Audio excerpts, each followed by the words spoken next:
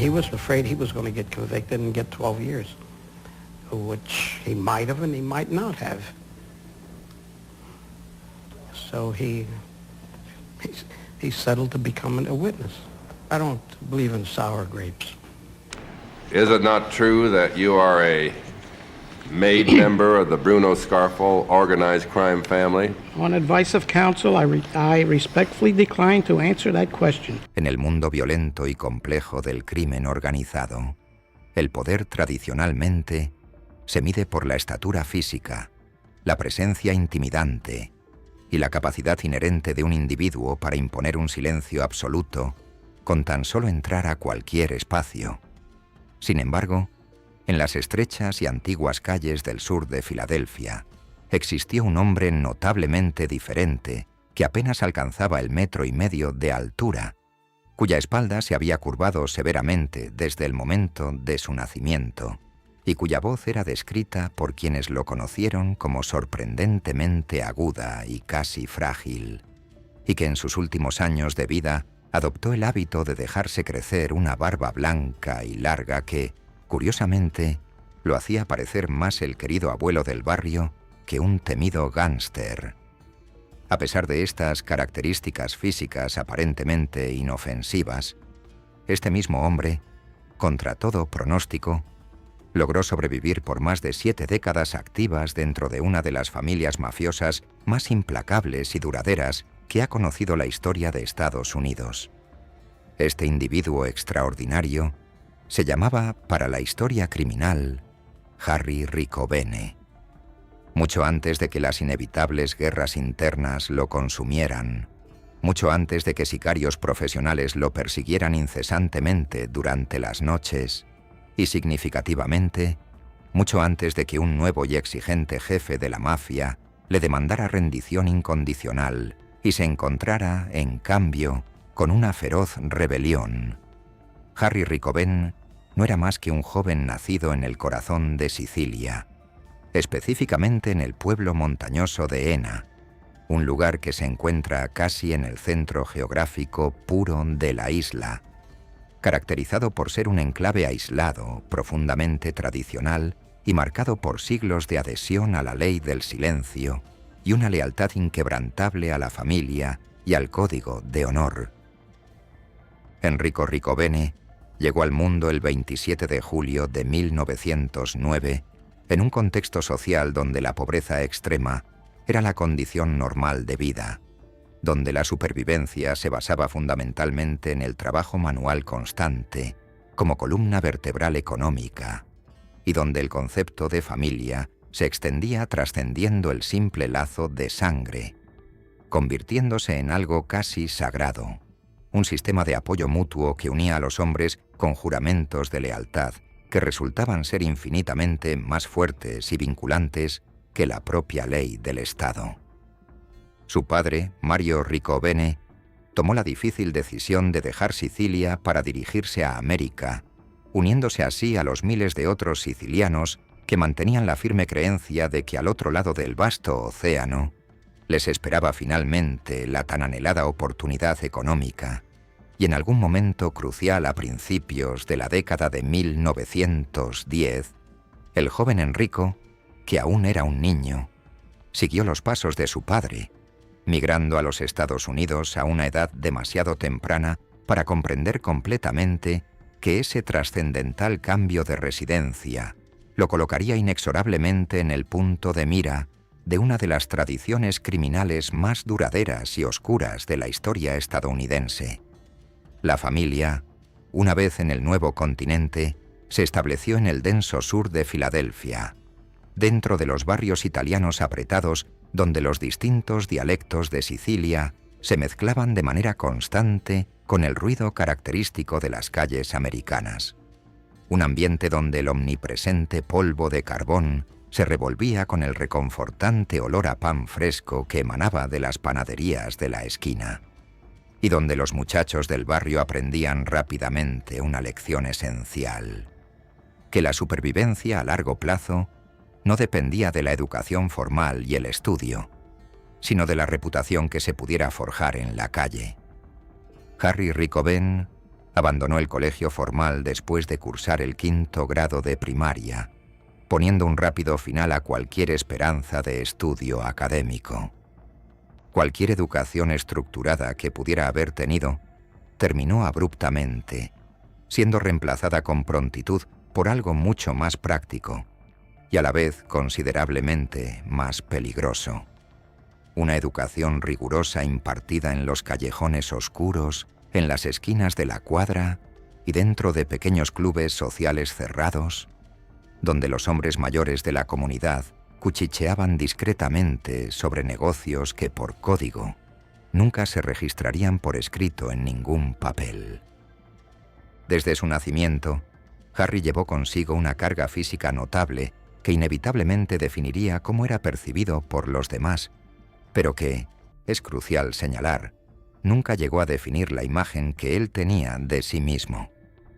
Su columna vertebral presentaba una curvatura marcada hacia adelante, lo que le confería una postura encorvada permanente, y su crecimiento físico se detuvo tan severamente que la mayoría de los relatos históricos y policiales lo sitúan con una altura final que oscilaba apenas entre el 1,5 metros y el 1,55 metros, rara vez superando los 60 kilos de peso incluso en su etapa adulta.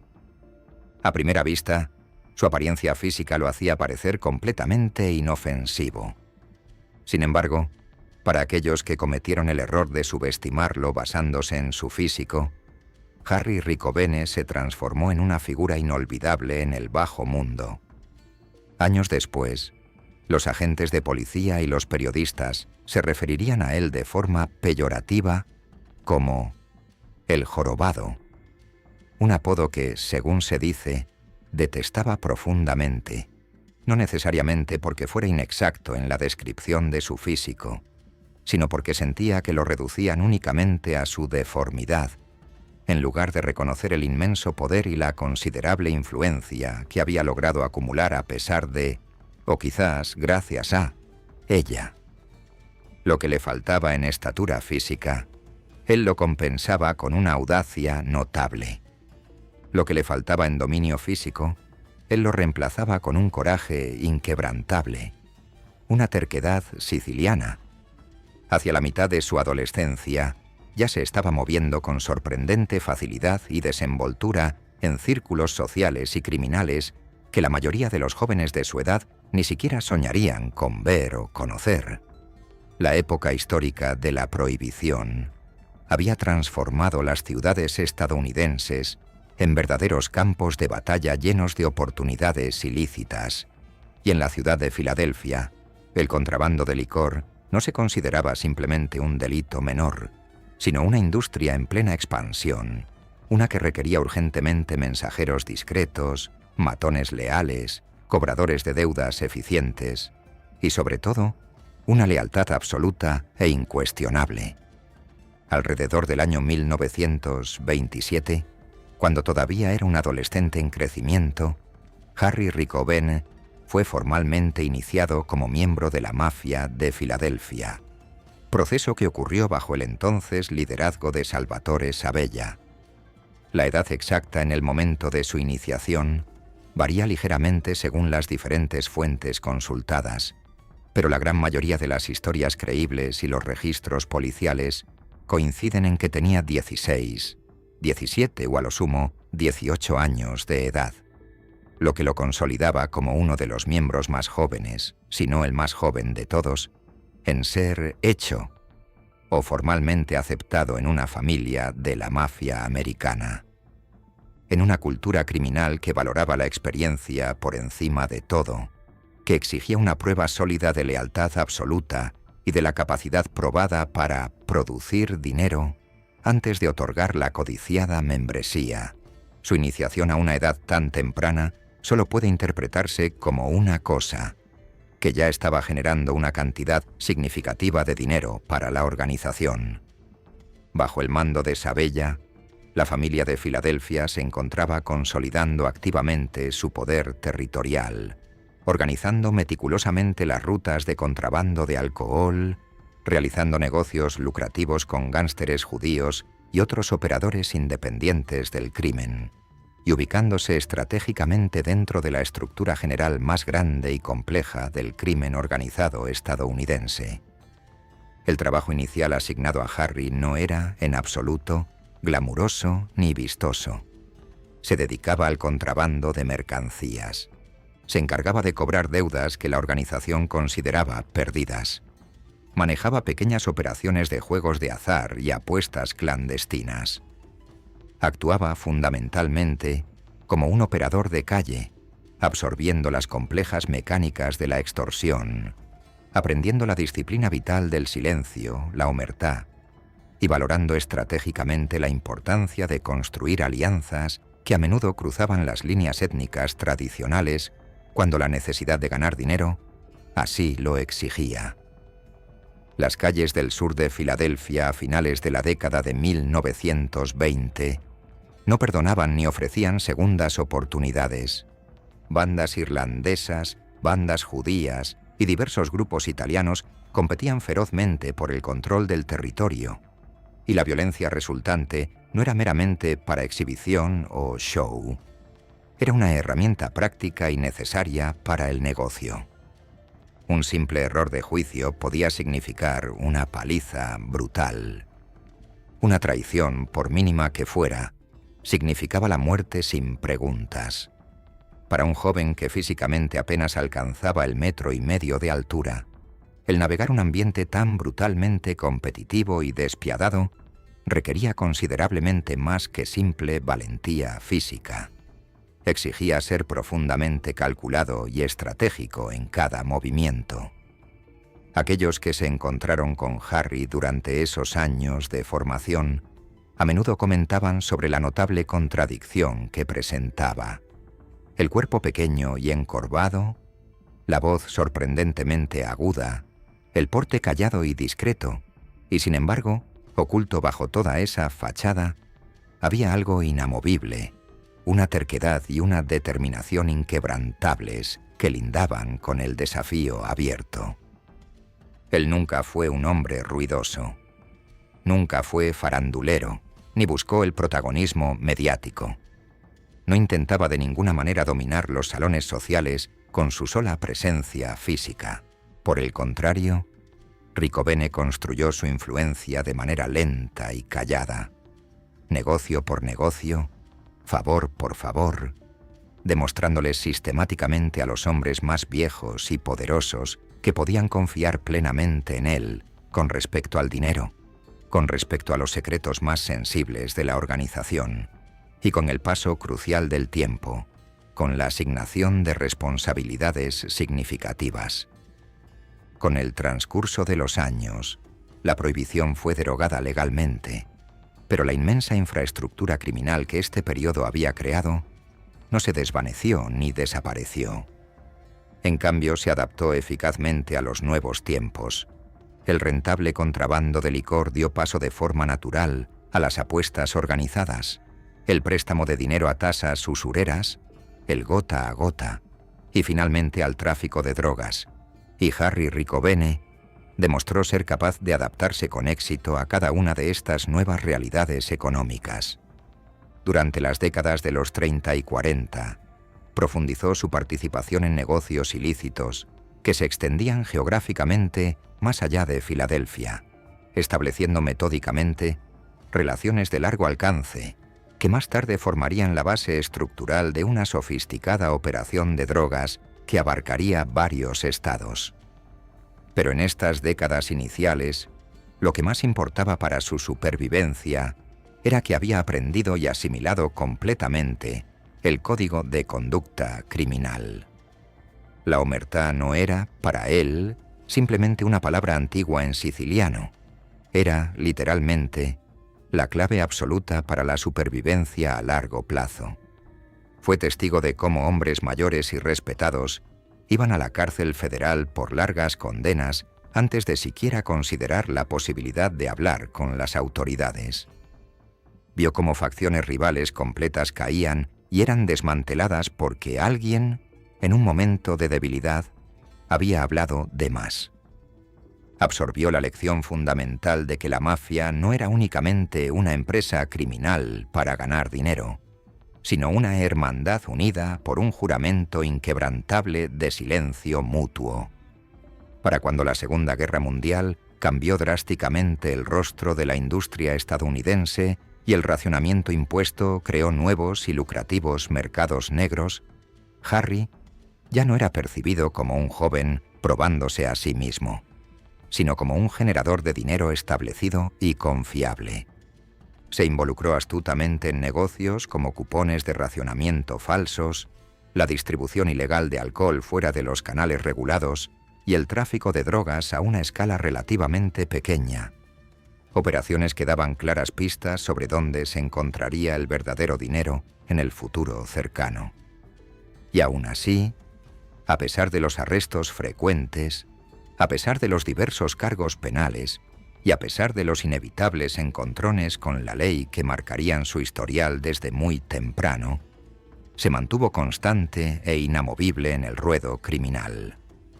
Los registros policiales de las décadas de los 30 y 40 revelan un patrón recurrente que definiría el resto de su vida activa.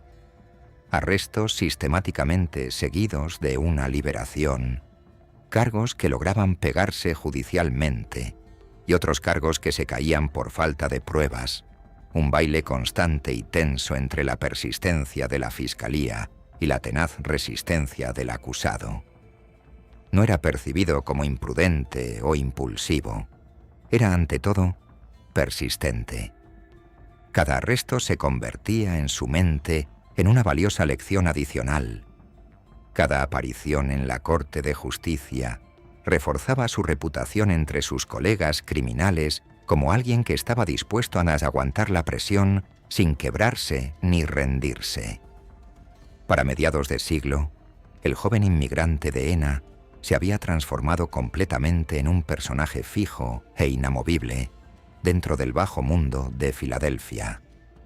Había sobrevivido exitosamente la transición de liderazgo de Sabella a figuras posteriores, navegando las políticas internas de la organización sin sobrepasar nunca una línea invisible, ubicándose estratégicamente como alguien confiable, pero, crucialmente, no amenazante para la jerarquía que se encontraba en la cima. Ese delicado equilibrio, consistente en mantener una independencia operativa sin caer en un desafío abierto a la autoridad, definiría y aseguraría su carrera durante las siguientes décadas. En el ámbito doméstico, su vida personal siempre se mantuvo en un segundo plano subordinado al negocio ilícito. Se casó una vez, aunque ese matrimonio terminaría por romperse después. Mantuvo relaciones que a menudo eran consideradas poco convencionales para la época, incluyendo compañeras mucho más jóvenes en sus años tardíos, lo que reforzaba la paradoja de un hombre que físicamente parecía frágil, pero que vivía su vida criminal con el apetito y la audacia de alguien mucho más imponente. Para la gente de afuera de la organización, Harry Rico Ben era percibido como una simple rareza. Para los hombres de adentro, se había convertido en algo mucho más profundo. A finales de los años 40 y principios de los 50, comenzaron a circular rumores persistentes de que Harry estaba expandiendo sus negocios más allá de las operaciones tradicionales, incursionando en algo mucho más rentable económicamente y a la vez significativamente más peligroso. La heroína había llegado a la ciudad. Los años de posguerra presenciaron un aumento drástico y generalizado en la distribución de drogas a lo largo de toda la costa este, y la ciudad de Filadelfia se estableció rápidamente como un punto clave y vital en esa tubería de distribución. Las conexiones que Harry había cultivado y fortalecido durante décadas lo ubicaron en una posición perfecta para aprovechar e incursionar en este nuevo mercado. Pero este capítulo en específico pertenece a la siguiente etapa de su compleja historia. Por ahora, lo que resulta fundamental es comprender lo improbable y sorprendente que fue su ascenso hasta ese punto. en un mundo criminal donde la intimidación física y el tamaño a menudo eran la moneda de cambio, donde los hombres más grandes imponían obediencia y lealtad a través del miedo explícito, Harry Ricobene construyó su autoridad no mediante la fuerza bruta, sino a través de una resistencia inquebrantable y una pura fuerza de voluntad. Sobrevivió la pobreza extrema de su niñez. Sobrevivió las primeras y brutales guerras callejeras del sur de Filadelfia. Sobrevivió a arrestos y procesos judiciales que habrían desanimado y quebrado a hombres considerablemente más fuertes y débiles de carácter. Y lo hizo todo esto cargando un cuerpo del que otros se burlaban abiertamente, pero que en realidad nunca llegaron a entender verdaderamente en su esencia. Porque dentro de esa columna curva, visiblemente deforme, existía una espina dorsal de una naturaleza completamente diferente, una que más tarde se negaría categóricamente a agacharse o ceder ante la exigencia de un jefe en el poder, una que, por principio, encendería una sangrienta guerra civil en el sur de Filadelfia, y una que lo conduciría a través de una avalancha de balas, traiciones y, finalmente, a una sala de corte que intentaría acabar para siempre con su influencia criminal. Antes de transformarse en el desafiante anciano que se enfrentaría abiertamente a un tirano ascendente, antes de que los sicarios del bando contrario lo buscaran frenéticamente en cabinas telefónicas de la calle y oscuros parqueaderos, era simplemente el hombre más pequeño de cualquier salón al que entraba, aprendiendo las reglas en silencio, ganando dinero discretamente y preparándose calladamente para una vida que pondría a prueba cada valiosa lección que había absorbido en esas calles angostas de su juventud. Y a medida que los años 50 se acercaban rápidamente, los objetivos de Harry se harían exponencialmente más grandes y peligrosos que los simples juegos de azar y el licor de contrabando. El joven inmigrante de Ena estaba a punto de ingresar al capítulo más peligroso y al mismo tiempo más lucrativo de su extensa vida. A principios de la década de 1950, Harry Ricobene ya no era el ambicioso y pequeño operador de calle que se estaba probando a sí mismo en las sombras de los hombres más viejos, sino que se había convertido en un criminal completamente sazonado y experimentado, que había comprendido algo fundamental sobre la naturaleza del crimen organizado moderno en Estados Unidos, que la verdadera riqueza ya no fluía a través de los viejos barriles de licor robado o por los ruidosos juegos de dados en cuartos llenos de humo, sino por un polvo blanco altamente adictivo que se movía silenciosamente entre los estados, invisible para el ciudadano promedio, pero absolutamente devastador para los barrios marginales que tocaba y corrompía. La heroína, sin lugar a dudas, se había convertido en la nueva y poderosa moneda de cambio del poder criminal. La América de la posguerra se encontraba en un estado de cambio constante y profundo.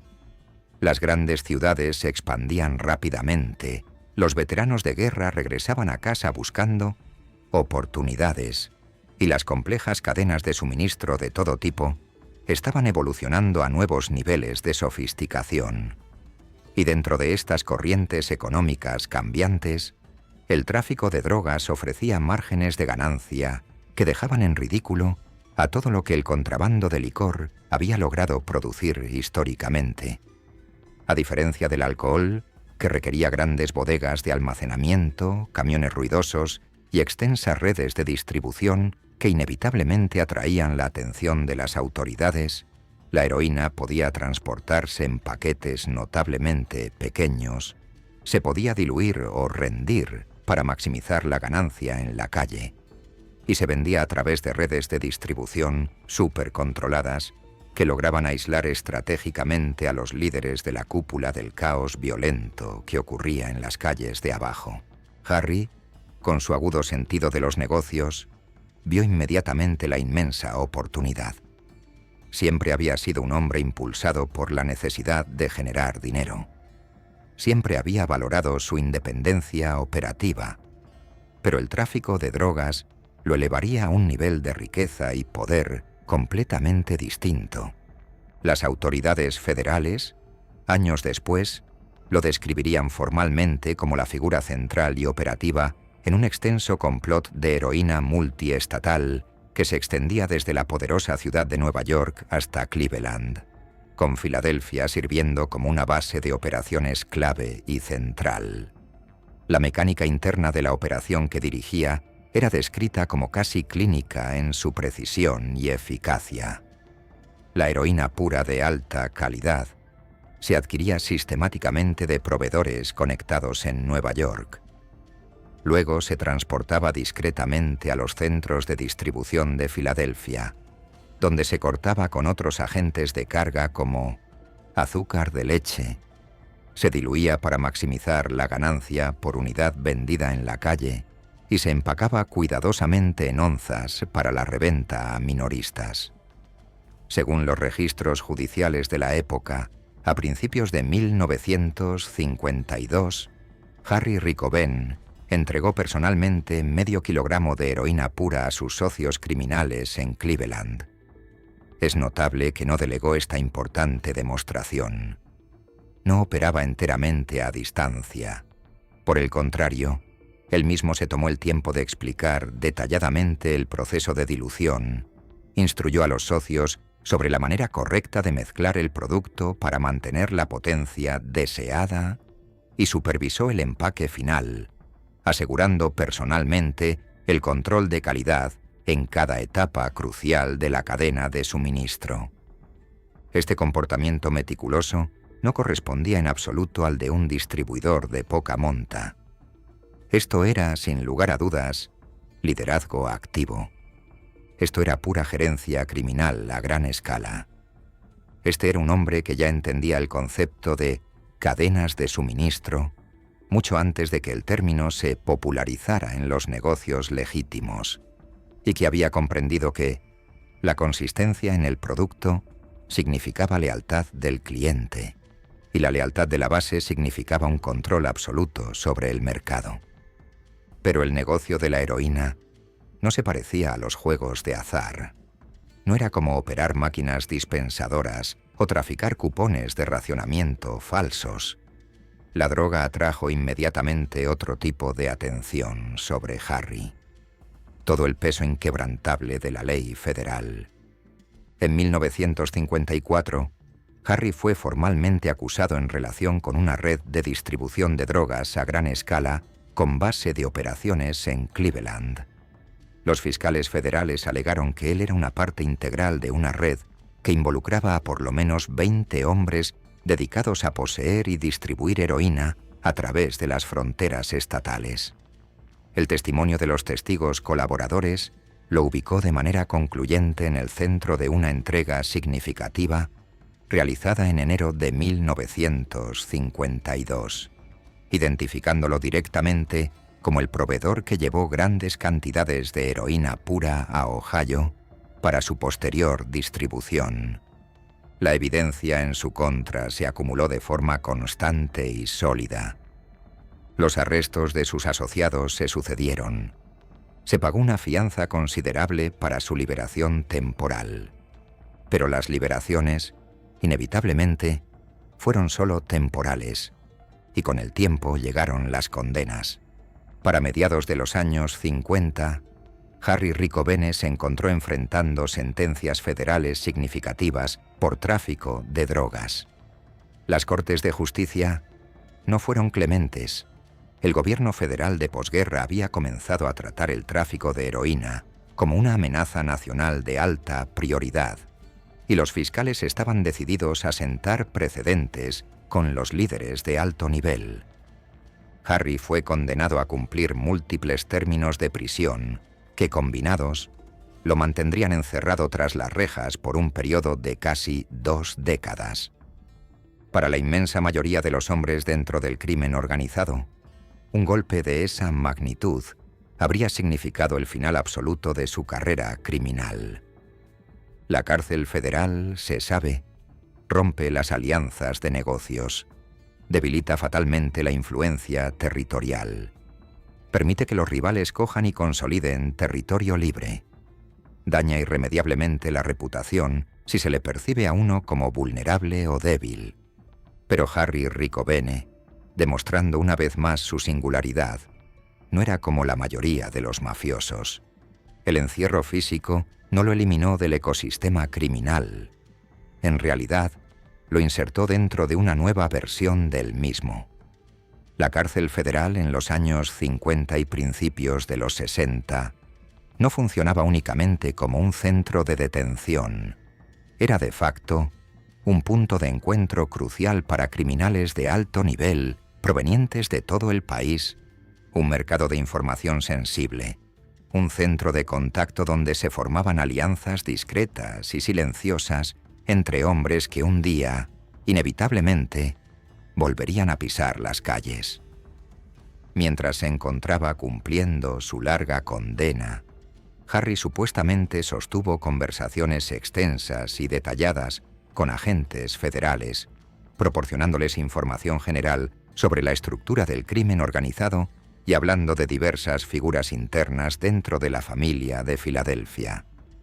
El código de informante PE 599-C- se asociaría posteriormente con estas conversaciones privadas. La pregunta que persiste hasta el día de hoy, y una que todavía divide fuertemente a historiadores y a los seguidores de la mafia, es si esas conversaciones representaron una traición al código. ¿Actuó como un informante en el sentido tradicional y dañino? ¿Suministró información útil y específica que condujo directamente a acusaciones o arrestos? ¿O simplemente caminó por una línea delgada y peligrosa, ofreciendo comentarios amplios y generales sin revelar detalles operacionalmente dañinos? Los documentos existentes sugieren que sí habló de personas concretas, de las jerarquías internas y de las estructuras organizacionales. Describió figuras importantes como Angelo Bruno y Philip Testa, en términos notoriamente generales. Habló de la mecánica básica de la organización, pero existe muy poca evidencia concreta que demuestre que sus conversaciones en prisión desmantelaran directamente operaciones ilícitas o condujeran a grandes y exitosos procesos judiciales contra sus colegas. Para entender el contexto completo, es necesario comprender la política interna de la cárcel federal en ese momento. Un hombre que cumplía largas condenas por tráfico de drogas a principios de los años 60 tenía opciones limitadas de negociación. Los agentes federales buscaban información activamente y de manera agresiva. Las entrevistas dentro de la cárcel eran algo común y habitual, y no toda conversación con un agente equivalía a una cooperación en la forma en que la calle y la mafia definían ese término. Harry regresaría años después a Filadelfia y retomaría plenamente sus operaciones criminales, y es notable el hecho de que nunca fue formalmente etiquetado ni castigado como un sapo o informante dentro de la jerarquía de la familia. Solo ese hecho, por sí solo, sugiere que lo que haya ocurrido a puerta cerrada tras los muros de la cárcel no alcanzó el nivel de traición imperdonable a los ojos de sus colegas. Aún así, los persistentes rumores existieron y circularon ampliamente. Y los rumores en el mundo del crimen organizado son a menudo más dañinos y peligrosos que las condenas judiciales. Durante todo su largo encierro, Harry demostró su capacidad de adaptación.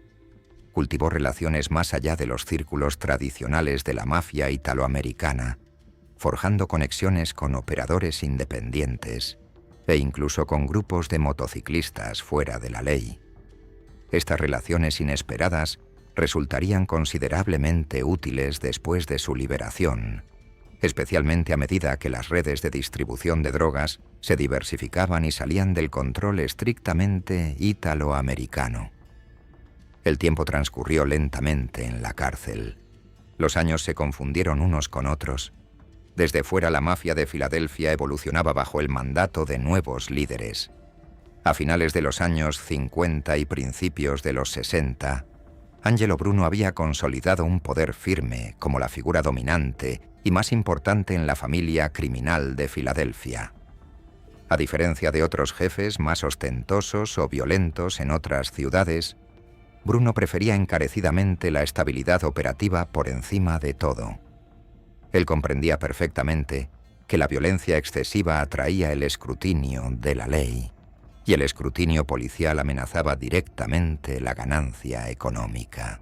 Harry, que se encontraba cumpliendo condena durante la mayor parte del ascenso de Bruno, observaba y analizaba la situación desde lejos y con cautela.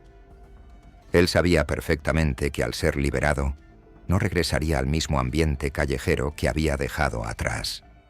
Fue finalmente liberado bajo palabra en el año 1975. Habían pasado casi 20 años completos desde su pico operativo en el tráfico de drogas. Era casi 2 décadas más viejo, y sin embargo, estaba notablemente lejos de estar acabado o retirado. Si acaso, el largo tiempo que pasó en prisión solo había endurecido su ya formidable leyenda. Un hombre que logra sobrevivir sentencias federales por droga sin quebrarse, sin desaparecer y sin ser permanentemente borrado del mapa criminal, se gana un tipo de respeto completamente diferente y más profundo. Al regresar a las calles de Filadelfia, Harry no perdió tiempo pidiendo permiso para reanudar su vida. Retomó inmediatamente sus operaciones criminales. Volvió a liderar el lucrativo negocio del gota a gota. Restableció sus redes de apuestas ilegales. Invirtió estratégicamente en máquinas dispensadoras y pequeños negocios fachada que proporcionaban tanto coberturas legítimas como espacios convenientes y discretos para reunirse con sus asociados. Lo más importante de su regreso fue que logró mantener un estatus semiautónomo y privilegiado dentro de la estructura general de la familia. Bajo el liderazgo de Angelo Bruno, Harry operaba con una independencia operativa notable. Pagaba tributo al jefe, sí, pero a menudo se limitaba a hacerlo solo en la época navideña, un reconocimiento simbólico de la jerarquía en lugar de una sumisión total y constante. Este acuerdo tan particular funcionó bien porque Bruno valoraba intrínsecamente la estabilidad operativa por encima de cualquier ego personal. Harry era consistentemente rentable. Era predecible en sus acciones. No buscaba desafiar el liderazgo de Bruno. Y era ampliamente respetado como un anciano que había sido hecho bajo el liderazgo de Salvatore Sabella casi 50 años antes.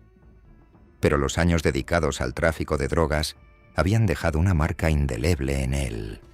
Harry ya no era simplemente un apostador local o un criminal de poca monta.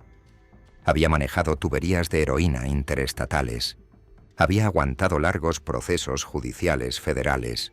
Había navegado con éxito la política interna de la cárcel y las peligrosas entrevistas federales. Había salido de la prisión con su reputación criminal intacta. Más importante aún, había internalizado una lección absolutamente crucial para su supervivencia a largo plazo. El poder real no se trata de tamaño físico. El poder real no se trata de montar un espectáculo ostentoso. El poder verdadero se trata fundamentalmente de aguante y resistencia. Los años en el negocio de la heroína demostraron claramente que estaba dispuesto a meterse en el negocio más rentable y a la vez más peligroso disponible. Mostraron su capacidad para operar eficientemente entre estados. Revelaron que estaba dispuesto a tomar riesgos que otros hombres evitaban por miedo. Pero también lo expusieron al escrutinio constante del gobierno federal, una atención que lo seguiría incansablemente por el resto de su vida. A finales de los años 70, acercándose ya a sus 60 y tantos años de edad, Harry Ricobene no se estaba desvaneciendo silenciosamente hacia un tranquilo retiro. Estaba operando con una confianza renovada y total. Tenía su propia banda de leales, Tenía sus propias fuentes de ingreso millonarias. Tenía su propia reputación consolidada. Y creía firmemente, quizás con cierta ingenuidad, que el equilibrio y la autonomía de los que había disfrutado bajo Angelo Bruno continuarían sin interrupción indefinidamente. Lo que aún no lograba comprender era que los años de la heroína habían forjado en él una terquedad y una independencia operativa que pronto chocarían frontalmente con un nuevo tipo de liderazgo, uno que no valoraría en absoluto la autonomía discreta, sino que, por el contrario, exigiría obediencia ciega por encima de cualquier otra consideración. El capítulo del tráfico de drogas había demostrado, más allá de toda duda, que Harry Rico Ben podía sobrevivir y resistir al gobierno federal. Pero su prueba final sería la más peligrosa de todas, la supervivencia ante su propia gente.